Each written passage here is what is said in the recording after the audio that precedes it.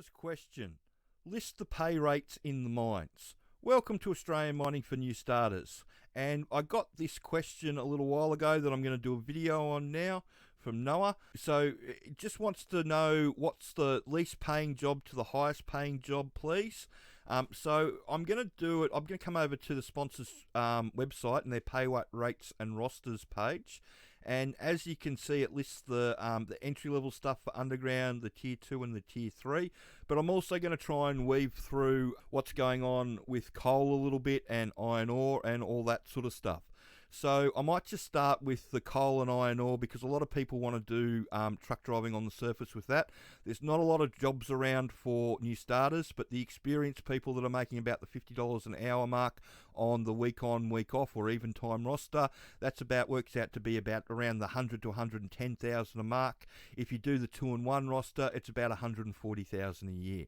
Then if you move up on, believe that you can go to a grader or a dozer or something like that, and it's slightly more, so you might be 120 on an even time and maybe 150 on a 2-in-1. And then the job that everybody wants is the top job, is the digger job, and I'm led to believe that's around the $180,000 a year mark on the 2-in-1 and around the 140, 150 on the even time roster.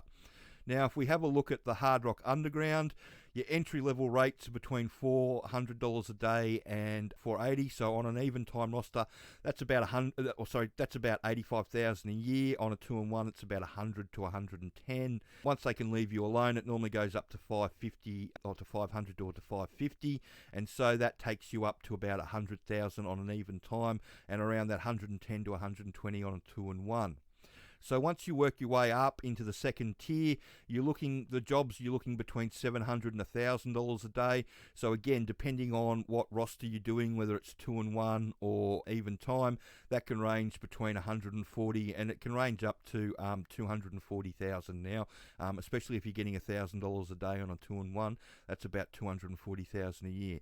And then the top level jobs are the shift boss, the foreman, and the jumbo operator, and that's all ranging now from the shift bosses are getting from $1,200 to $1,500 a day, jumbo operator to $1,500 to $2,000, and most foremans make over $2,000 a day, so it's your $300,000 a year plus job.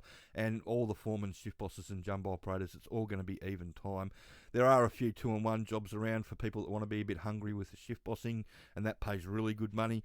But that's you have to want to do that, and you have to ask to do that because most of the jobs are now even time rosters with all these higher level jobs. So I hope that makes a bit of sense. We can talk a bit about the shutdown jobs and all that sort of stuff. The big thing about the shutdown jobs is that it's not full-time work, whereas with everything that I've been talking about before, the majority of the companies that we've been dealing with, in Hardrock Underground, it's all full-time jobs, so you get 20 days annual leave around your 2 weeks off, around your 2-in-1 or your 2-in-2 or your 1-in-1 as well. So if you're on an even time roster, it works out you're only working 23 weeks a year. Whereas with the shutdown work, TAs are making $40 to $50 an hour, and people with trades at $60 to $70 an hour, but it's not consistent. You don't get any holiday or sick leave with that, and like I said, it's not a full-time job, so it can make it getting loans and all that sort of stuff a bit impractical. And it can be a bit hit and miss to whether how much work you've got, because it tends to go a bit in cycles. So there's a lot of work all at once, and there's a good period of time without some work.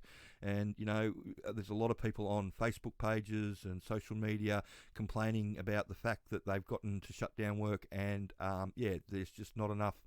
There's not enough consistency with it to make themselves a decent wage out of it. So just be aware of that. So I hope that answers your question about how the pay and from the least paid to the highest paid job goes. And so, the highest paid job that everybody wants is the jumbo operator job underground. But and on the surface, it's the digger job, which I always find a bit funny because a lot of people try and bring their experience in a digger from civil work or whatever they were doing with the digger into a mine site and not realising it's like basically going for the jumbo job underground straight away, which is never going to happen. And if it does actually happen and you do actually get a digger job, you're going to paint a great big X on your back because you're going to piss a lot of people off that would have thought that they should have got that job before you. So it will be a hot landing that you'll be coming into on that mine site if you manage to swing that one. But anyway, I hope that information helps and it's answered your question. And if you've got any more questions about the mining industry that you want answered, please send them through. More than happy to do viewers' questions. And if you want to get into Hardrock Underground, check out the sponsors training. They've got a DIY package that you can do that teaches you everything that the employer wants you to know. And if you can like and subscribe the channel. Thanks.